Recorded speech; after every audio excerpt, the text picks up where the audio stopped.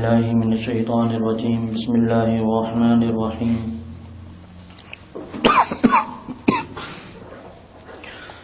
الف لام میم ذلك الكتاب لا ريب فيه هدى للمتقين الذين يؤمنون بالغيب ويقيمون الصلاة ومما رزقناهم ينفقون.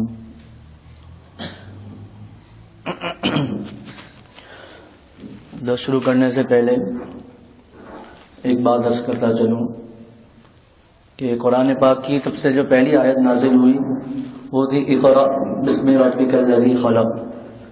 لیکن جب ہم اپنے اس قرآن میں دیکھتے ہیں تو یہ سورت 30ویں سپارے میں وہ بھی تقریباً بالکل آخر میں موجود ہے. تو یہ جو ترتیب ہمارے سامنے ہے اس ترتیب سے حضور صلی اللہ علیہ وسلم پر نازل نہیں ہوا تھا بلکہ وقتاً فوقتاً ضرورت کے حساب سے نازل ہوتا تھا. اور حضور صلی اللہ علیہ وسلم کاتب وحی حضرت زید رضی اللہ تعالیٰ عنہ اور دوسرے جو صحابہ تھے ان کو ارشاد فرماتے تھے کہ اس صورت کو یہاں لگاؤ، اس صورت کو یہاں لگاؤ، پھر اس آیت کو فلاں صورت کے اندر لگاؤ اور اس آیت کو فلاں صورت کے اندر لگاؤ. تو یہ جو اس پر بہت زیادہ تفصیلی کلام ہے جو حضرت شیخ الاسلام حضرت مفتی محمد تقی عثمانی صاحب دامت برکات ان نے بڑی تفصیل سے لکھا ہے کہ سب سے پہلے قرآن پاک کھجور کی ٹہنیوں پر اور دوسری چیزوں میں لکھا جاتا تھا. پھر حضرت ابوبکر صدیق رضی اللہ تعالیٰ عنہ کے زمانے میں جو غزوہ ہوا تھا، غزوہ مسلمہ کذاب کے ساتھ، جس میں بہت سے صحابہ شہید ہو گئے تھے، جس میں بہت سے حفاظ بھی تھے. پھر مختصر یہ کہ حضرت عمر رضی اللہ تعالیٰ عنہ نے حضرت ابوبکر صدیق رضی اللہ تعالیٰ عنہ سے عرض کیا کہ اے صدیق رضی اللہ تعالیٰ عنہ، میرے دل میں یہ آ رہا ہے کہ ہم اس قرآن کو ترتیب سے شائع کر دیں، لکھ دیں اس قرآن کو ایک جگہ پر. تو حضرت ابوبکر صدیق رضی اللہ تعالیٰ عنہ نے فرمایا کہ میں وہ کام کیسے کر سکتا ہوں جس کو خود حضور صلی اللہ علیہ وسلم نے نہیں کیا. تو حضرت عمر نے بار بار فرمایا کہ میرے دل میں یہ آ رہا ہے کہ آپ اس کو لکھوا لیں. بار بار کہتے رہے حتیٰ کہ حضرت ابوبکر صدیق رضی اللہ تعالیٰ عنہ فرماتے ہیں مجھے اب شرح صدر ہو گیا ہے، ہم اس قرآن پاک کو ترتیب سے جمع کرتے ہیں. پھر حضرت زید رضی اللہ تعالیٰ عنہ کو بلایا گیا جو کاتب وحی تھے، ان کو بھی یہ بات کہی، انہوں نے بھی یہی جواب دیا کہ میں وہ کام کیسے کر سکتا ہوں جو حضور صلی اللہ علیہ وسلم نے نہیں کیا. پھر ان کو بھی اسی طرح کہا گیا تو انہوں نے کہا کہ مجھے شرح صدر ہو گیا. یہ بہت بڑی بحث ہے، مختصر وقت میں اس کو بیان نہیں کیا جا سکتا. تو حضور صلی اللہ علیہ وسلم کے زمانے میں یہ ترتیب نہیں تھی، لیکن حضور نے صحابہ کو فرما دیا تھا، صحابی کو کہ اس کو یہاں لکھو، اس جگہ کو یہاں لکھو، سب سے پہلے یہ چیز رکھو، اس طرح صحابہ کو بتا دیا تھا. سورہ فاتحہ کے بعد سورۃ البقرہ. بقرہ کا معنی عربی زبان میں جو آتے ہیں وہ گائے کے آتے ہیں. چونکہ اس سورت میں نصف پارے کے قریب ایک واقعہ مذکور ہے جس میں گائے کے بارے میں ذکر ہے کہ حضرت موسیٰ علیہ الصلوۃ والسلام کے زمانے میں واقعہ ہوا تھا جس کا ذکر موجود ہے، اس میں گائے کا ذکر ہے، اسی کی نسبت سے سورت کا نام رکھ دیا بقرہ. اس سورت کی بہت سی خصوصیات نبی کریم صلی اللہ علیہ وسلم نے بیان فرمائی ہیں جن میں سے چند احادیث میں ذکر کرتا ہوں. سب سے پہلے ایک حدیث شریف آتی ہے کہ حضور صلی اللہ علیہ وسلم فرماتے ہیں کہ ہر چیز کی ایک بلندی ہے اور قرآن پاک کی بلندی سورۃ البقرہ ہے. حضور صلی اللہ علیہ وسلم نے فرمایا کہ اس کی ایک ایک آیت کو 80 فرشتے ساتھ اترے تھے اس کو نازل کرنے کے لیے. ایک ایک آیت کو نازل کرنے کے لیے حضرت جبریل کے ساتھ 80 فرشتے ان کے ساتھ تھے. ایک حدیث شریف میں آتا ہے حضور صلی اللہ علیہ وسلم نے فرمایا کہ سورۃ البقرہ میں ایک آیت ایسی ہے جو قرآن کی تمام آیت کی سردار ہے اور وہ آیت الکرسی ہے، اللہ لا الہ الا هو الحی القیوم والی. حضور صلی اللہ علیہ وسلم نے فرمایا کہ اس گھر میں شیطان داخل نہیں ہو سکتا جس گھر میں سورۃ البقرہ پڑھی جائے. ایک اور حدیث شریف میں آتا ہے حضور صلی اللہ علیہ وسلم نے فرمایا کہ دنیا میں بدترین گھر اور ذلیل گھر وہ ہے جس میں قرآن پاک نہیں پڑھا جاتا. جس گھر میں قرآن پاک نہیں پڑھا جاتا ایسے گھر کو حضور صلی اللہ علیہ وسلم نے ذلیل گھر کہا ہے. کتنی بھی مجبوری ہو آدمی گھر پہنچ کر ایک دفعہ سورہ اخلاص ہی پڑھ لے، سورہ فاتحہ ہی پڑھ لے تاکہ ہم اس وعید سے بچ جائیں.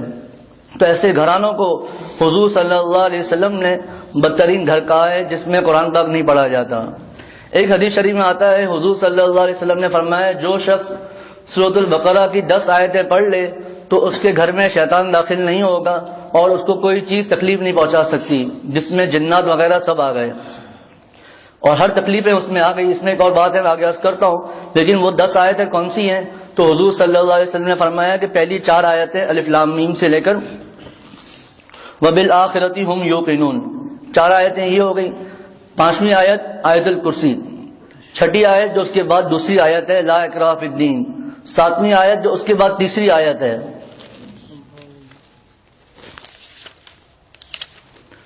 تو 4 آیتیں پہلی شروع کی 4 آیتیں ہو گئیں، اس کے بعد 5ویں آیت ہے اللہ لا الہ الا هو الحی القیوم آیت الکرسی، 6ٹھی آیت ہے لا اکراہ فی الدین والی، اور 7ویں آیت ہے اللہ ولی الذین آمنوا۔ گویا کہ 5ویں 6ٹھی 7ویں آیت آیت الکرسی سے لے کر رکوع تک اگر پڑھا جائے تو یہ 3 آیتیں ہو گئیں، 7 آیتیں ہو گئیں، اور آخری 3 آیت للہ ما فی السماوات وما فی الارض۔ تو جو شخص یہ 10 آیتیں پڑھے گا اس کو کوئی چیز تکلیف نہیں پہنچا سکتی۔ اب کوئی کہہ سکتا ہے کہ میں تو روزانہ یہ آیتیں پڑھتا ہوں لیکن میرے گھر میں یہ معاملہ ہو گیا، میرے ساتھ یہ حادثہ ہو گیا۔ ہمارے پیارے شیخ العرب والعجم عارف باللہ حضرت مولانا شاہ حکیم محمد اختر صاحب رحمۃ اللہ علیہ سے غالباً کسی خاتون کا خط موجود ہے تربیت عاشقان خدا میں، اس میں انہوں نے خاتون نے لکھا کہ حضرت میں دعائے انس پڑھتی ہوں، مناجات مقبول پڑھتی ہوں، منزل پڑھتی ہوں، آیت الکرسی پڑھتی ہوں، اور بہت سی چیزیں لکھی، میں یہ سب چیزیں پڑھتی ہوں، اس کے باوجود ہمارے گھر میں چوری ہو گئی اور یہ معاملات گھر میں ہو گئے، میرے شوہر کا موبائل چھین گیا اور یہ واقعات ہو گیا وغیرہ، ایسا کیوں ہوا؟ تو حضرت والا نے جواب میں لکھا کہ ان دعاؤں کا پڑھنے کا مطلب یہ نہیں ہے کہ حادثات بالکل ہی نہیں ہوں گے۔ اگر ہم یہ سمجھ لیں کہ حادثات بالکل ہی نہیں ہوں گے تو اس کا مطلب یہ ہوگا کہ نعوذ باللہ صحابہ انبیاء علیہ الصلوۃ والسلام کچھ نہیں پڑھتے تھے، پھر حضور صلی اللہ علیہ وسلم کچھ نہیں پڑھتے تھے، پھر صحابہ رضوان اللہ علیہم اجمعین کچھ نہیں پڑھتے تھے، اور ان کے ساتھ اتنے واقعات ہوئے، اتنے معاملات ہو گئے۔ فرمایا کہ تکلیف تو آئے گی لیکن اللہ تعالیٰ بہت سی دوسری تکالیف سے اس کو بچا لیں گے۔ تو اسی طرح حضور صلی اللہ علیہ وسلم فرماتے ہیں، ایک صحابی ایک حدیث شریف میں آتا ہے، ایک صحابی حضور کی خدمت میں حاضر ہوئے اور عرض کیا کہ اے محبوب صلی اللہ علیہ وسلم، میں قرآن سورۃ البقرہ کی تلاوت کر رہا تھا تو تلاوت کے دوران میرا جو گھوڑا تھا وہ بھٹکنے لگا، میں نے تلاوت روک دی، وہ رک گیا۔ 3 دفعہ ایسا ہی معاملہ ہوا، میرا بیٹا یحییٰ برابر میں سو رہا تھا تو مجھے ڈر لگا کہیں اس کو چوٹ نہ آ جائے، اس کو تکلیف نہ آ جائے، تو میں نے تلاوت روک دی۔ جب تلاوت روکنے کے بعد میں نے آسمان کی طرف دیکھا تو وہ ایک بادل نما ایک نور جس میں چمکتی ہوئی چیزیں موجود تھی وہ آسمان کی طرف اٹھ رہی تھی۔ حضور نے فرمایا وہ فرشتے تھے، اگر تم پوری رات تلاوت کرتے تو رات صبح کے وقت عوام بھی دوسرے لوگ بھی اس کو دیکھ لیتے ہیں۔ ایک حدیث شریف میں آتا ہے، ایک بعض صحابہ نے حضور صلی اللہ علیہ وسلم نے عرض کیا کہ اے محبوب صلی اللہ علیہ وسلم، فلاں صحابی کا گھر رات کو روشن تھا اور اس میں نور برس رہا تھا، کیا وجہ؟ حضور نے فرمایا غالباً یہ شخص سورۃ البقرہ پڑھ رہا ہوگا۔ جب صبح کو معلوم کیا تو وہ شخص سورۃ البقرہ ہی پڑھ رہا تھا۔ اب یہاں پر ایک بات ذہن میں آتی ہے کہ ہمارے ساتھ ایسے معاملات کیوں نہیں ہوتے؟ تو ایک حدیث شریف میں آتا ہے، حضور صلی اللہ علیہ وسلم فرماتے ہیں کہ ایک زمانہ آئے گا جس میں جو شخص قرآن پڑھے گا اس کا قرآن اس کی حلق سے نیچے نہیں اترے گا، زبان میں بھی وہ کلام ہوگا، وہ قرآن اس کی زبان پر ہی ہوگا لیکن دل میں نہیں اترے گا۔ تو اگر آج بھی ہم اگر اللہ تعالیٰ کے لیے قرآن پڑھیں، اخلاص سے قرآن پڑھیں، صحیح انداز سے قرآن پڑھیں تو آج بھی ایسا بعید نہیں ہے، اللہ تعالیٰ ایسا معاملات فرما سکتے ہیں۔ تو سورۃ یہاں پر قرآن پاک کی تفسیر بھی ہوتی ہے الحمدللہ ہماری مسجد کس وقت ہوتی ہے؟ الحمدللہ عشاء کے بعد یہاں پر قرآن پاک کی تفسیر بھی ہوتی ہے۔ تجوید کے مطابق قرآن پاک پڑھنا سکھایا جاتا ہے جو کہ فرض ہے، تجوید کے مطابق قرآن پڑھنا فرض ہے، اور اگر ہم تجوید سے قرآن نہیں پڑھتے تو بہت سی ایسی غلطیاں ہو جاتی ہیں جن سے معنی تک بدل جاتے ہیں، تو تجوید سے قرآن پاک پڑھنا ضروری ہے۔ سورۃ البقرہ، بسم اللہ الرحمن الرحیم، الف لام میم۔ جیسا میں نے پچھلے اتوار کو عرض کیا تھا کہ اس کا ترجمہ ہمارے استاد فرماتے تھے اللہ اعلم بمرادہ، کہ اللہ تعالیٰ ہی اس کے معنی کو خوب جانتے ہیں اور اللہ تعالیٰ کو اس کے معنی پتہ ہیں۔ اس بارے میں بہت اقوال لکھے ہوئے ہیں لیکن مفسرین فرماتے ہیں کہ ان 2 قول ان میں سے صحیح ہیں کہ الف لام میم سے مراد اس کا کیا مطلب ہے یہ اللہ تعالیٰ ہی جانتے ہیں، اللہ تعالیٰ کے سوا کوئی نہیں جانتے۔ اس کی دوسرے بعض حضرات فرماتے ہیں لیکن اللہ تعالیٰ نے حضور صلی اللہ علیہ وسلم کو بطور راز کے بتا دیا تھا ان کا معنی، لیکن اس کے علاوہ کسی کو اس کا معنی پتہ نہیں ہے۔ لیکن اس کے باوجود ہمارا کیا فائدہ ہے کہ الف لام میم کے پڑھنے سے ہمیں 30 نیکیاں مل جاتی ہیں. بعض حضرات فرماتے ہیں نہیں 90 نیکیاں ملتی ہیں. وہ اس طرح الف جو الف میں الف لام فا الف، پھر لام میں لام الف میم لام، پھر میم میں میم یا میم میم، تو 90 نیکیاں اس کے پڑھنے سے ہمیں مل جائیں گی جو کہ ہمارا فائدہ ہے اس میں. تو الف لام میم اس کا معنی صرف اللہ تعالیٰ کو ہی پتہ ہے. ذالک الکتاب لا ریب فیہ، اس کتاب میں کوئی شک نہیں ہے. ذالک الکتاب لا ریب فیہ، اس کتاب میں کوئی شک نہیں ہے. ھدی للمتقین، ہدایت ہے متقین کے لیے، اللہ تعالیٰ سے ڈرنے والوں کے لیے. ویسے عربی گرامر میں اور عربی کی کتابوں میں لکھا ہے کہ ذالکا دور کے لیے آتا ہے. ذالکا دور کے لیے وہ، اس کا ترجمہ وہ سے کیا جاتا ہے. تو یہاں پر فرمایا صاحب تفسیر ابن کثیر فرماتے ہیں کہ ذالکا سے مراد یہاں پر ھذا ہی ہے، یہ اس کتاب میں کوئی شک نہیں ہے. اور فرمایا کہ ہو سکتا ہے اس سے مراد یہ ہو کہ سورۃ البقرہ سے پہلے جو آیتیں نازل ہو گئی ہیں ان سب کی طرف اشارہ ہے ذالک الکتاب.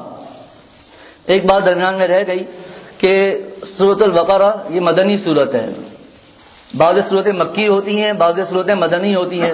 بعض لوگ یہ سمجھتے ہیں کہ مکی صورت سے مراد وہ صورتیں ہیں جو مکہ شریف میں نازل ہوئی ہیں، اور مدنی صورت سے مراد وہ صورتیں ہیں جو مدینہ شریف میں نازل ہوئی ہیں. حالانکہ علماء فرماتے ہیں صحیح بات یہ ہے کہ مکی صورت سے مراد وہ صورتیں ہیں جو ہجرت سے پہلے نازل ہوئی ہیں، اور مدنی صورت سے مراد وہ صورتیں ہیں اور وہ آیات ہیں جو مدینہ شریف میں ہجرت کرنے کے بعد نازل ہوئی ہیں. تو سورۃ البقرہ یہ مدنی صورت ہے، اور غالباً تفسیر معارف القرآن میں لکھا ہے کہ مدینہ شریف میں حضور صلی اللہ علیہ وسلم کے تشریف لانے کے بعد سب سے جو پہلی آیتیں نازل ہوئی وہ سورۃ البقرہ کی ہی تھی. تو ذالک الکتاب، اس کتاب میں لا ریب فیہ کوئی شک نہیں ہے. ھدی للمتقین، ہدایت ہے متقی بندوں کے لیے، اللہ تعالیٰ سے ڈرنے والوں کے لیے. سورۃ الفاتحہ میں آخر میں جو دعا مانگی گئی تھی وہ تھی اہدنا الصراط المستقیم، اے اللہ ہمیں سیدھا راستہ دکھلا دیجیے. تو فرمایا کہ سیدھا راستہ کون سا ہے؟ ذالک الکتاب، یہ کتاب سیدھا راستہ ہے. اور سیدھا راستہ چاہتے ہو تو صرف اور صرف تمہیں قرآن ہی میں سیدھا راستہ ملے گا، اور اس کے علاوہ کہیں بھی سیدھا راستہ نہیں ملے گا. بعض لوگوں کو موقع مل جائے گا کہ صرف قرآن میں ہی سیدھا راستہ ہے، اس کے علاوہ کہیں بھی سیدھا راستہ نہیں ہے، تو نعوذ باللہ حضور صلی اللہ علیہ وسلم کی حدیثوں کی ضرورت ہی نہیں رہ گئی. تو قرآن میں ہی موجود ہے وما آتاکم الرسول فخذوہ وما نہاکم عنہ فانتہوا، کہ جو ہمارا رسول تمہیں دے دے وہ لے لو، اور جس بات سے منع کرے اس سے رک جاؤ. اطیعوا اللہ اطیعوا رسول بھی قرآن میں آ گیا کہ اللہ تعالیٰ کی بھی اطاعت کرو اور حضور صلی اللہ علیہ وسلم کی بھی اطاعت کرو. اب جو حدیث کو نہیں لیتا تو اس نے قرآن پاک کو ہی چھوڑ دیا، قرآن کی باتوں پر عمل نہیں کیا. اور اسی میں آ جاتا ہے کوئی یہ کہ اچھا ٹھیک ہے ہم حدیثوں کو لے لیتے ہیں، علماء کی اللہ والوں کی صحبت کی ضرورت نہیں ہے، تو وہ بھی قرآن پاک میں آ گیا کونوا مع الصادقین، سچوں کے ساتھ رہو. واتبع سبیل من اناب الیہ، ان لوگوں کے راستے پہ چلو جو ہماری طرف رجوع کرتے ہیں. اور پچھلے اتوار کو عرض کیا تھا کہ صراط الذین انعمت علیہم، یہ منعم علیہ کون ہیں؟ جن پر اللہ تعالیٰ نے انعام کیا. یہ صدیقین ہیں، شہداء ہیں، نبی انبیاء ہیں، صدیق ہیں، شہداء ہیں اور صلحاء ہیں، نیک لوگ ہیں. تو یہ قرآن پاک کا ہی جز ہے. تو ذالک الکتاب، اس کتاب میں لا ریب فیہ کوئی شک نہیں ہے.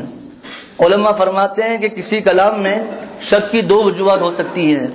پہلی وجہ یہ ہو سکتی ہے کہ اس کلام میں ہی غلطی ہو، جس آدمی نے کوئی بات کی ہے اس کلام میں ہی خرابی ہے، ظاہری بات ہم سب شک کریں گے.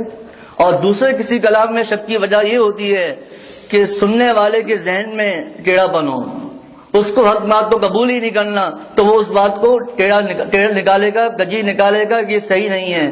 تو اللہ تعالیٰ فرماتے ہیں کہ ہمارے اس کلام میں کوئی بھی شک نہیں ہے. اگر کسی کو پریشانی ہے، کسی کو کوئی بات سمجھ میں نہیں آتی تو وہ اس کے ذہن کا فطور ہے، ہمارے کلام میں کوئی شک نہیں ہے. اور بعض حضرات فرماتے ہیں کہ ذالک الکتاب لا ریب فیہ سے مراد یہ ہے کہ یہ کتاب اللہ تعالیٰ کی کتاب ہے اور اس کتاب میں کسی کو شک نہیں کرنا چاہیے. آگے اللہ تعالیٰ اگلی آیت اگلے تیسرے رکوع میں آ رہا ہے وَإِن كُنتُمْ فِي رَيْبٍ مِّمَّا نَزَّلْنَا عَلَىٰ عَبْدِنَا فَأْتُوا بِسُورَةٍ مِّن مِّثْلِهِ، اگر تمہیں شک ہے کہ یہ ہم نے نازل نہیں کیا ہے تو فَأْتُوا بِسُورَةٍ مِّن مِّثْلِهِ، تم اس کے مثل ایک سورت لے کر آ جاؤ. پھر ایک جگہ آیا تم اس کے مثل 10 آیتیں لے کر آ جاؤ، اور ایک جگہ آیا تم اس کے مثل ایک آیت ہی لے کر آ جاؤ اس کی مثل. تو فرمایا تمام کے تمام، حتیٰ کہ ایک جگہ یہ چیلنج کر دیا کہ تمام کے تمام لوگ جمع ہو جائیں تب بھی قرآن جیسی ایک آیت بھی لے کر نہیں آ سکتے. ایک شخص نے عرب کے زمانے میں ایک شاعر نے ایک مصرع لکھا اور لوگوں میں بڑی داد ہوئی کہ یہ قرآن پاک کی ٹکر پہ آ گیا ہے، نعوذ باللہ، کہ اذا زلزلت الارض زلزال. بس یہ جملہ جب اس نے کہا لوگ خوش ہو گئے کفار کہ آج ہم قرآن کے مقابلے میں ایک آیت لے کر آ گئے ہیں. اللہ تعالیٰ نے ارشاد فرمایا اذا زلزلت الارض زلزالها. صرف ہاتھ امی کا اضافہ کر دیا اور شاعر نے اپنا کلام ہی پھاڑ دیا کہ اس کے ساتھ ابھی ہاتھ کا کیا، اس کا عربی دان ہیں جو وہاں کے عرب ہیں وہی اس کو سمجھ سکتے ہیں کہ اس ہاتھ کا کیا مزہ ہے، کہ اس ایک گرامر کا ہا آ گیا، اس نے اپنا کلام ہی پھاڑ دیا. تو ایک آیت بھی قرآن پاک کی مثل کوئی نہیں لا سکتا. اگر یہ اللہ تعالیٰ کا کلام نہیں ہے تو محمد صلی اللہ علیہ وسلم تو تمہارے سامنے ہیں، یہ بچپن سے لے کر تمہارے سامنے رہے، امی تھے، لکھتے پڑھتے نہیں تھے، کسی کے پاس نہیں گئے. تو ایک آدمی جو کسی استاد کے پاس نہیں گیا، جو لکھنا پڑھنا نہیں جانتا، تو وہ ایسا بہترین کلام کیسے کہہ سکتا ہے؟ تو یہ اللہ تعالیٰ کا ہی کلام ہے. ذالک الکتاب لا ریب فیہ ھدی للمتقین، ہدایت ہے متقین کے لیے. اس سے مراد یہ نہیں ہے کہ قرآن متقین کے علاوہ کسی اور کے لیے ہدایت نہیں ہے، کیونکہ خود قرآن نے ہی کہا ہے ھدی للناس، کہ یہ ہدایت تمام لوگوں کے لیے ہدایت ہے. اس سے مراد، اس ہدایت جو یہاں پر جو ہدایت ہے، اس سے مراد وہ ہدایت ہے جو آخرت میں نجات کا ذریعہ بنے، اور وہ متقین کے لیے ہے. پھر متقین کسے کہتے ہیں؟ علامہ قاضی ثناء اللہ صاحب پانی پتی رحمۃ اللہ علیہ اور علامہ آلوسی رحمۃ اللہ علیہ تفسیر رول مانی میں دونوں نے تقریباً ایک ہی بات لکھی ہے. وہ فرماتے ہیں کہ تقویٰ کہتے ہیں ان چیزوں سے بچے جو تمہیں آخرت میں تکلیف دہ ثابت ہو تمہارے لیے. جو چیز ہمارے لیے آخرت میں تکلیف دہ ہو اس سے جو بچ جائے اس نے تقویٰ اختیار کر لیا. پھر فرمایا لیکن تقویٰ کے 3 درجے ہیں. تقویٰ کے 3 درجے ہیں. پہلا درجہ ہے سب سے ہلکا درجہ، ادنا درجہ تقویٰ کا، دوسرا ہے درمیانہ، اور تیسرا ہے اعلیٰ. فرمایا کہ ادنا درجہ ہے تقویٰ کا کہ اپنے آپ کو شرک سے بچا لے، کفر سے اپنے آپ کو بچا لے، جس میں قبروں پر سجدہ کرنا، قبر والے سے مانگنا، چادریں چڑھانا، اس قبر والے کے نام پر جانور قربان کرنا. ایک ہے ثواب پہنچانا کہ میں جانور اللہ تعالیٰ کے نام پر قربان کر رہا ہوں لیکن اس کا ثواب اپنے ابا کو پہنچا رہا ہوں، اپنے دادا کو پہنچا رہا ہوں، حضور صلی اللہ علیہ وسلم کو ثواب پہنچا رہا ہوں. اور ایک ہے غیر اللہ کے نام پر ذبح کرنا کہ میں ذبح کرتا ہوں اللہ کے نام پر نہیں بلکہ فلاں بزرگ کے نام پر. یہ شرک ہو گیا. تو اپنے آپ کو شرک سے بچانا یہ تقویٰ کا سب سے ادنا درجہ ہے. تقویٰ کا دوسرا درجہ، درمیانہ درجہ، یہ ہے کہ اپنے آپ کو گناہوں سے بچا دیں. یہ دوسرا درجہ ہے، درمیانہ درجہ. اور تقویٰ کا سب سے اعلیٰ درجہ کہ اپنے آپ کو جن چیزوں میں شبہ ہو ان سے بھی جو اپنے آپ کو بچا لے، تو یہ تقویٰ کا سب سے اعلیٰ درجہ ہے. ایک بزرگ گزرے ہیں، تفسیر مظہری میں لکھا ہے، علامہ قاضی ثناء اللہ صاحب پانی پتی رحمۃ اللہ علیہ فرماتے ہیں، ایک بزرگ فرماتے ہیں کہ حرام سے کوئی بچ جائے اور ان چیزوں اور جائز چیزوں میں نہ پڑے اس وجہ سے کہ شاید میں ان کی وجہ سے حرام میں نہ پڑ جاؤں، تو یہ تقویٰ کا اعلیٰ درجہ ہے. ایک حدیث شریف میں آتا ہے، حضور صلی اللہ علیہ وسلم فرماتے ہیں دع ما یریبک الی ما لا یریبک، چھوڑ دو ان چیزوں کو جو تجھے شک میں ڈالیں اور ان چیزوں کی طرف جاؤ جو تمہیں شک میں نہیں ڈالتی. جہاں جس کی مثال ہمارے میرے والد صاحب فرماتے ہیں کہ ایک گلاس رکھا ہوا ہے، 99 لوگ کہہ رہے ہیں کہ یہ صحیح پانی ہے، اس میں کچھ بھی نہیں ہے. ایک جھوٹا آدمی کہتا ہے کہ اس میں پیشاب ملا ہوا ہے، اس میں نجاست ملی ہوئی ہے. فرمایا کوئی عقل مند آدمی اس کو پانی نہیں پیے گا، اس پانی کو کوئی بھی نہیں پیے گا. یہی بات ہے شبہ سے بچنا. ایک حدیث شریف میں حضور صلی اللہ علیہ وسلم فرماتے ہیں کہ حلال ظاہر ہے اور حرام ظاہر ہے. حلال ہے سب کو پتہ ہے یہ حلال ہے، اور جو چیزیں حرام ہیں وہ بھی سب کو پتہ ہے. فرمایا حلال ظاہر ہیں اور حرام ظاہر ہے اور ان کے درمیان کچھ مشتبہ چیزیں ہیں. فرمایا جو ان حضور صلی اللہ علیہ وسلم فرمایا جو ان مشتبہ چیزوں سے بچ گیا اس نے اپنے ایمان کو محفوظ کر لیا، اور جو ان مشتبہ چیزوں میں پڑ گیا قریب ہے کہ وہ حرام میں پڑ گیا. جس کو حضرت والد صاحب نے فرمایا کہ حضرت والا فرماتے تھے المتقی من یتقی الشبہات، کہ متقی وہ ہے جو شبہ گناہ سے بچ جائے. تو یہ اعلیٰ درجہ ہے اور اولیاء صدیقین کی آخری شرط ہے کہ جن چیزوں میں شبہ ہو اس سے بھی وہ بچ جائے، تو یہ اعلیٰ درجہ ہے. تو ھدی للناس بھی قرآن پاک میں آتا ہے، ھدی للمتقین، جہاں ہدایت سے مراد خاص ہدایت ہے جو آخرت میں ذریعہ نجات بن جائے. الذین یؤمنون بالغیب ویقیمون الصلاة ومما رزقناہم ینفقون. الذین یؤمنون بالغیب، اب متقین کی صفات آ رہی ہیں. الذین یؤمنون بالغیب، جو غیب پر ایمان لاتے ہیں، بن دیکھی چیزوں پر ایمان لاتے ہیں. ویقیمون الصلاة، اور نماز کو قائم کرتے ہیں. ومما رزقناہم ینفقون، اور ان چیزوں میں سے جو ہم نے ان کو دی ہیں خرچ کرتے ہیں. اب دیکھیں تقویٰ میں تو بہت سی چیزیں ہیں، لیکن یہاں پر سے دو چیزیں لائی گئی، ایک نماز اور دوسرا اللہ تعالیٰ کی راہ میں خرچ کرنا. فرمایا جتنی بھی عبادت ہیں وہ دو قسموں کی ہیں، ایک بدنی عبادت اور ایک مالی عبادت. تو مالی عبادت میں سے خرچے کا آ گیا کہ اللہ کے راستے میں خرچ کرنا ہے، اور بدنی عبادت میں صرف ایک کا ذکر کیا جو سب سے زیادہ اہم ہے، اور وہ ہے نماز. الذین یؤمنون بالغیب ویقیمون الصلاۃ. الذین یؤمنون بالغیب، متقین وہ ہیں الذین جو ایمان لاتے ہیں بالغیب، بن دیکھی چیزوں پر. فرمایا ایمان کہتے ہیں کہ حضور صلی اللہ علیہ وسلم نے جن باتوں کو بیان کیا تو حضور صلی اللہ علیہ وسلم کی بات پر اعتبار کر کے اس کو مان لینا یہ ایمان ہے. اور غیب کہتے ہیں جن باتوں کی حضور صلی اللہ علیہ وسلم نے خبر دی ہے ان کو ماننا. اور غیب سے مراد وہ باتیں ہیں جن کو ہماری عقل نہیں پہچان سکتی، جن کو ہمارے حواس نہیں پہچان سکتے، ان کی جو حضور نے خبر دی ہے اس کو مان لینا. اور غیب سے مراد ہے جنت پر ایمان لانا، دوزخ پر ایمان لانا، اللہ تعالیٰ کے فرشتوں پر ایمان لانا. جو حضور صلی اللہ علیہ وسلم نے قبر کے متعلق، آخرت کے متعلق، محشر کے متعلق جتنی باتیں حضور صلی اللہ علیہ وسلم نے فرمائی ہیں ان سب پر ایمان لانا، یہ غیب پر ایمان لانا ہے. حضرت والا علیہ صاحب نے شعر سنا، عشق من پیدا و دلبر کی ناپدید، درد و عالم کی چنی دلبر کی دید، کہ دونوں عالم میں کوئی ایسا محبوب تو دکھاؤ جس کو دیکھا نہ ہو اور اس کے لیے اپنی جان کو اللہ تعالیٰ کی راہ میں فدا کیا جا رہا ہے. اس محبوب کو تو دکھاؤ جس کو دیکھا نہ ہو اور اسے گھر کے چکر لگا رہے ہیں. اس محبوب کو تو ایسا کوئی محبوب تو دکھاؤ جس کو دیکھا نہ ہو اور اس کی راہ میں مال خرچ کیا جا رہا ہے، اس کے گھر کے چکر لگائے جا رہے ہیں. تو ایمان بالغیب ہی ہے. تو جو الذین یؤمنون بالغیب، جو ایمان لاتے ہیں غیب پر، یعنی بن دیکھی چیزوں پر ایمان لاتے ہیں. حضرت شیخ الاسلام حضرت مفتی محمد تقی عثمانی صاحب دامت برکاتہم آسان ترجمے میں فرماتے ہیں، نیچے تفسیر جو حاشیہ دیا ہوا ہے، فرمایا کہ بن دیکھی چیزوں پر ایمان لاتے ہیں. فرمایا اس لیے کہ دنیا دارالامتحان ہے. اس دارالامتحان میں اگر پرچہ آؤٹ ہو جائے اور سب جنت دکھا دی جائے، دوزخ دکھا دی جائے، سب چیزیں سامنے لے آئے تو یہ امتحان کا رہا. امتحان تو اسی وقت ہے کہ پتہ نہیں ہے آخرت میں کیا معاملہ ہوگا، جنت کہاں ہے، دوزخ کہاں ہے، لیکن محض حضور صلی اللہ علیہ وسلم کی باتوں پر ہم ایمان لے آئے. لیکن اللہ تعالیٰ نے یہ سب کچھ بتا دیا کہ سوال کیا ہوگا، جواب کیا ہوگا. اور حضرت والد صاحب فرماتے ہیں نقل کی بھی اجازت دے دی. یہ ایسا دارالامتحان ہے جہاں پر سوال بھی بتا دیا گیا، ان کا جواب بھی بتا دیا گیا، اور نقل کی بھی اجازت دے دی گئی کہ حضور صلی اللہ علیہ وسلم کی نقل کر لو تم کامیاب ہو جاؤ گے.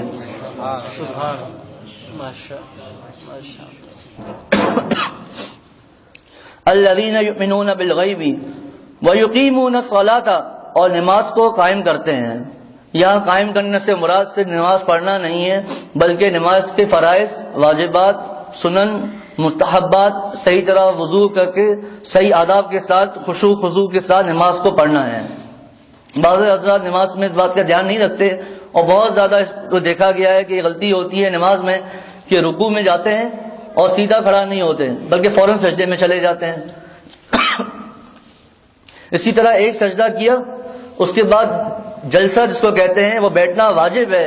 اس طرح بیٹھنا کہ ہر اعضا اپنی جگہ پر آ جائے، یہ بیٹھنا بھی واجب ہے، بشرطے کہ عذر نہ ہو. بعض لوگوں کو عذر ہوتا ہے، اب وہ اتنا بھی اٹھ جائیں. یہ عام طور پہ جو شرعی مسائل جو ہوتے ہیں وہ جن کو عذر نہیں ہوتا ان کے لیے بیان کیا جاتا ہے. اگر کسی کو عذر ہو تو وہ مفتیان کرام سے پوچھ لے کہ ہمیں یہ عذر ہے، ہمارے لیے کیا مسئلہ ہے. تو سیدھا دو سجدوں کے درمیان سیدھا بیٹھنا واجب ہے. اسی طرح رکوع کر کے سیدھا کھڑا ہونا واجب ہے.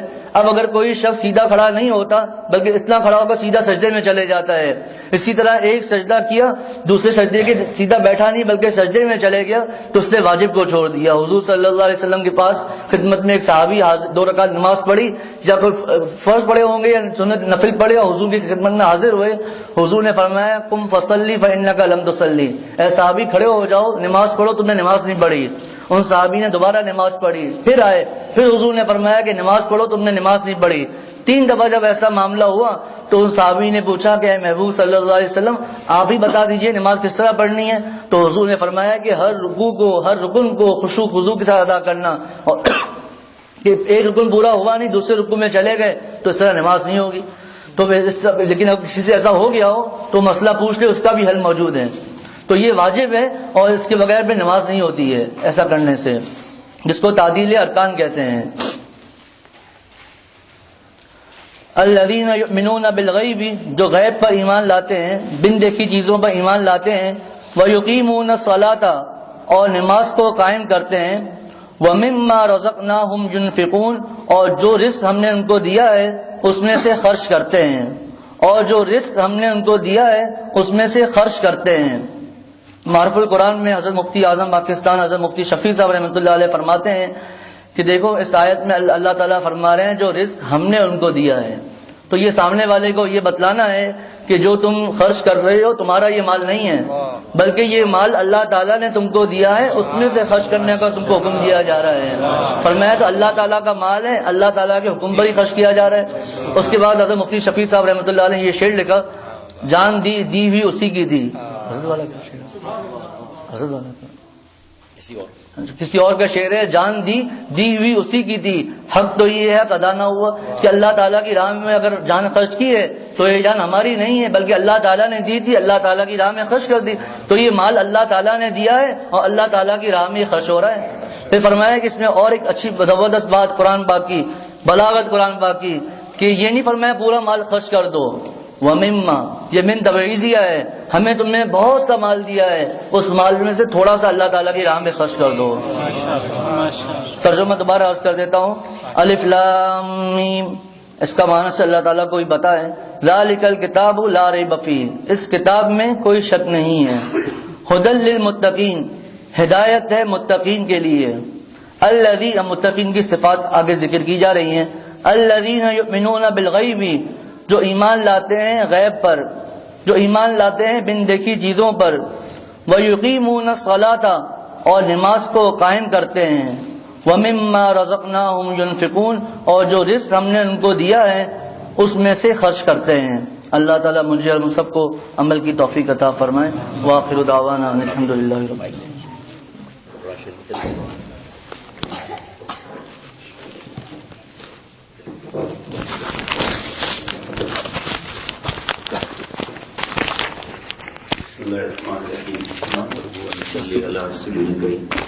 تیسرا درس ہوا ہے ماشاء اللہ. ہر درس میں 95% باتیں بڑھاپے میں بھی نہیں سنی اور ایمان تازہ ہوتا ہے. صرف ایک بات اللہ تعالیٰ اپنی رحمت سے یاد دلا رہے ہیں کہ بعض لوگ, ایک بہت بڑا گروپ ہے, بہت بڑا گروپ پورے دنیا میں مسلمانوں کے نام سے ہے, لیکن کہتے ہیں کہ قرآن پاک پڑھنا ہے تو سمجھ کے پڑھو ورنہ نہیں پڑھو. اس پر لمبی بات چیت ہے, لیکن کیونکہ یہ مجلس مختصر ہوتی ہے, ابھی ایک مجلس ہو کر آئے ہم, سب نے سنا ہوا ہوگا یہ بات, یہ کہ میں نئی بات نہیں بتا رہا. بڑے بڑے فتاوا کی کتاب میں ان کا سوال لکھا ہوا ہے, بڑے بڑے جوابات ہیں. میں تو چند باتیں حضرت والا کی اور حضرت شاہ رخ صاحب رحمۃ اللہ علیہ کی بتا دیتا ہوں.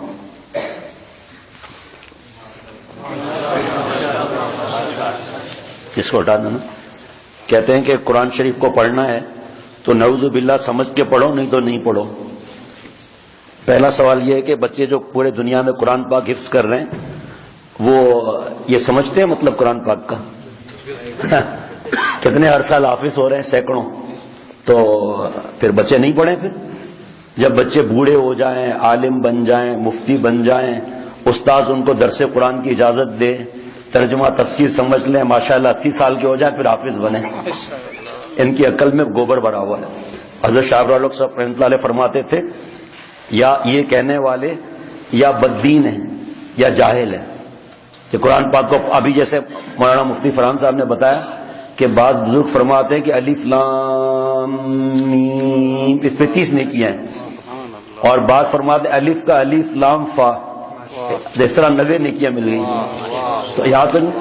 ہاں, باہر کا اسپیکر تو بند کرنا ہے بھائی, نماز کے بعد یہ تو بزرگوں نے منع فرمایا ہے. ابھی پتا چلا, ذرا باہر جو بیٹھے ہیں ان کو سمجھا دیا کریں نا بھائی. ہمارے یہاں سختی سے منع ہے یہ, حالانکہ اتنی بڑی آواز بھی نہیں ہے, لیکن سختی سے منع ہے یہ. کوئی بھی ایک آدمی اس کو اذیت پہنچ جائے, جتنے آپ دیکھیں بیانات ہمارے ہوتے ہیں, یہاں جو جمعرات کا بیان ہوتا ہے اوپر کیا کہ صفحے بن رہی ہیں آج کل، لیکن اوپر کا اسپیکر نہیں کھولتے ہم نماز کے لیے. یہاں کا اسپیکر کی آواز چلی گئی تو اور بات ہے، جس آخر سڑک پر آواز جائے گی وہ اور بات ہے. تو فرمایا کہ اب یہ جیسے مولانا فرحان نے بتایا نا کہ الف لام میم کا مطلب بتاؤ، پوری دنیا میں کوئی ہے تو بتاؤ. تو کیا ہم الف لام میم اس کو چھوڑ کر پھر ذالکہ سے شروع کریں گے کیا؟ یہاں فیل ہو جاتے ہیں سب. یاسین مطلب بتاؤ. تو چاہے سمجھ کے پڑھے چاہے نہ پڑھے، اور جو اپنی طرف سے ترجمہ پڑھتا ہے، اپنی طرف سے تفسیر پڑھتا ہے، 99.99% گمراہ ہو گئے. یہ جو قادیانی، ذکری، بہائی، ان کے جو بانی تھے بڑے عالم تھے جی، تاریخ اٹھا کر دیکھ لیں آپ، بہت بڑے عالم تھے، لیکن سر پر مربی کا سایہ نہیں رکھا، اپنے آپ کا ترجمہ حاصل کیا، اور نعوذ باللہ نبوت کا دروازہ اسی قرآن پاک میں لکھا ہے کہ سیل ہے. تو یہ اپنے آپ کو نبوت کا دعویٰ کر رہے ہیں. کیوں؟ استاد کے بغیر پڑھ کے ترجمہ، یہ انسائکلوپیڈیا، ڈکشنریاں، ایسے کیا معلوم ہوگا؟ علماء کی صحبت میں بیٹھیں، مفتی صاحبان کے پاس بیٹھیں تو پتا چلے گا گمراہی پہلے پارے میں ہی 50,000 آدمی گمراہ ہو جائیں گے جو اگر نہیں پوچھا تو. اللہ فرما رہے الرحمن فاسأل به خبیرہ، اور یہ نواب پوچھتا نہیں ہے. اللہ فرما رہے رحمان کی خبر باخبر سے پوچھو، باخبر مفتی اور علماء ہیں. اللہ فرما رہے فاسألوا اہل الذکر ان کنتم لا تعلمون. کیا مطلب؟ مفہوم ترجمہ نہیں کر رہا، بتا آسان نصیحت کہ نابینا کا ہاتھ پکڑو، خود بھی نابینا ہے، کھڈے میں گرے گا. میں علم کے اعتبار سے نابینا ہوں، علماء کا ہاتھ پکڑوں، چاہے میرا بیٹا ہے، چاہے مفتی صاحب ہے، میں ان سے پوچھتا ہوں. انوار الحق صاحب مجھ سے بیٹھے ہیں، مفتی صاحب ہیں یہ بیٹھے ہوئے، یہ مفتی صاحب ہیں، میں ان سے پوچھتا ہوں الحمدللہ. اللہ فرما رہے ہیں تو میں کیوں اپنی عقل لڑاؤں؟ اللہ کی محبت کے سامنے، اللہ کی محبت کے حساب سے میں نابینا ہوں. میرا فرض ہے کہ اللہ کی محبت جو حاصل کی ہے میں ان کا ہاتھ پکڑ لوں، پار ہو جائیں گے. تو یہ صرف بتانا تھا کہ یہ جو جملہ ہے یہ جہالت کا ہے. حضرت شاہ ابراہیم صاحب فرماتے تھے یا یہ بے دین ہے یا جاہل نمبر 1 ہے، پیٹ بھر کے جاہل ہے. کہاں لکھا ہوا ہے پڑھ کر سمجھو، پڑھو نہیں تو نہیں پڑھو. کتنے لوگ محروم ہو گئے، کہاں آج وقت ہے کسی کے پاس؟ عالم بنے نہیں، 8 سال کا بخاری کیا نہیں، اور بڑے قرآن پاک کا ترجمہ نواب سمجھ لیں گے. کس کو اتنا وقت ہے؟ سارا دن تو دفتر میں، پڑھائیوں میں، نوکریوں میں اور بزنس میں لگا ہوا ہے. تم کب پڑھو گے قرآن پاک پھر؟ اور یہاں پتا چل رہا ہے کہ جناب ایک ہمارے حضرت فرماتے ہیں کہ 1 پارہ روز پڑھو، نہیں تو 3 پاؤ، نہیں تو آدھا، نہیں تو ربع، 10 آیت پڑھ لو. یہ بھی وقت نہیں ہے. قرآن پاک کو کھول کر چوم کے بند کر کے رکھ دو. اور جن گھروں میں قرآن پاک کی تلاوت نہیں ہوگی، سن لیا آپ نے، اس لیے یہ بالکل غلط ہے کہ جو پڑھنا سمجھ کے پڑھنا ہے تو پڑھو، نہیں تو نہیں سمجھو. مدرسہ سب مدارس بند کر دو. پھر بچوں کو قرآن پاک بھی سکھانے کی کیا ضرورت ہے؟ وہ تو جب قرآن پاک سیکھ حافظ تو باقی بات بتاؤ گی، شروع میں ہی قرآن پاک مت پڑھو، کیونکہ آگے وہ تلاوت کریں گے. جب آپ سکھائیں گے تو تلاوت میں ترجمہ تو آتا نہیں ہے، تو ان کو ناظرہ بھی مت پڑھاؤ. پھر یہی ہے کہ نمازیں بھی نہیں ہوں گی اور عذاب سر پر پڑے گا. الا بذکر اللہ تطمئن القلوب.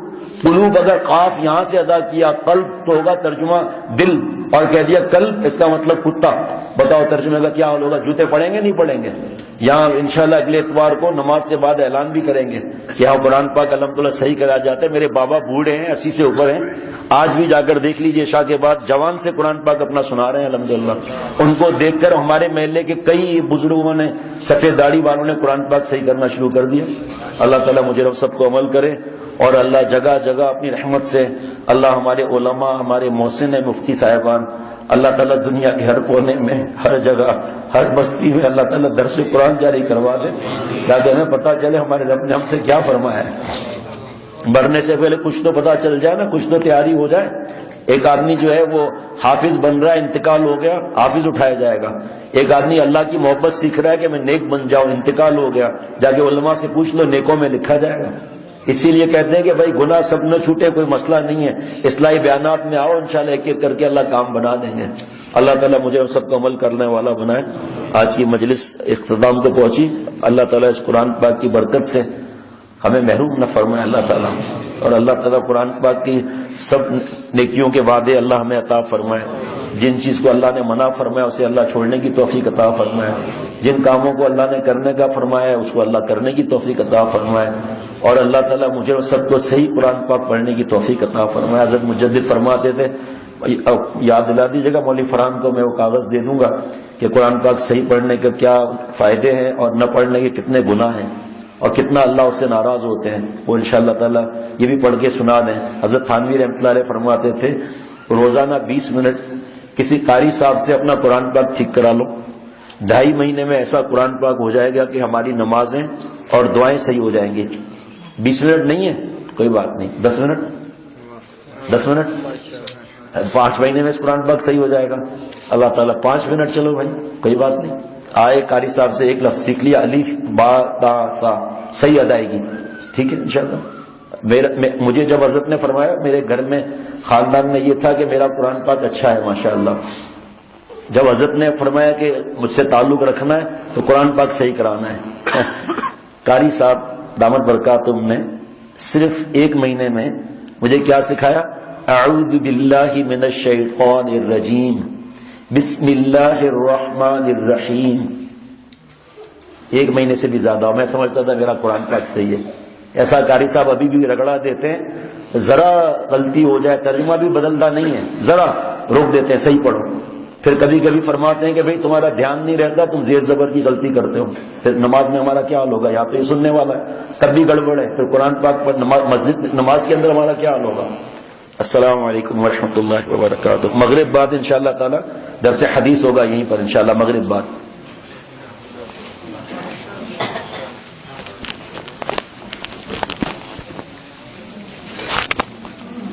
ابھی الحمدللہ تھوڑی دیر کے لیے غرفت السالکین میں ہم جائیں گے انشاءاللہ تعالی۔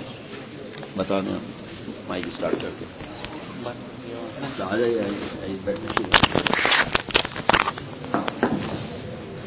انشاءاللہ تعالیٰ کہ ہم غرفت السالکین جائیں گے تھوڑی دیر کے لیے، اور پھر اثر سے مغرب ماڈل کالونی میں مسجد امین میں بیان ہے، اور سہیل احمد صدیقی کے گھر میں خواتین کے لیے انتظام ہے۔